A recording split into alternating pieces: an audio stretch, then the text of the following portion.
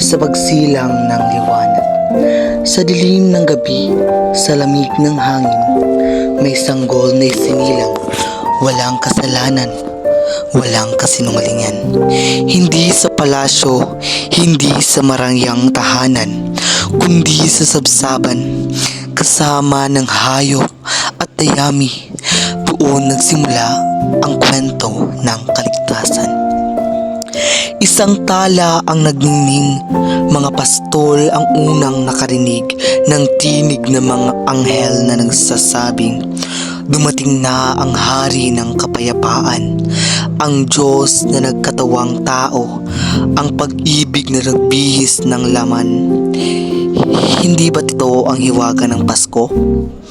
Hindi ang regalo, hindi ang ingay, hindi ang liwanag ng mga parol, kundi ang katahimikan ng gabi sa Bethlehem na sumisigaw ng pag-ibig na walang hanggan.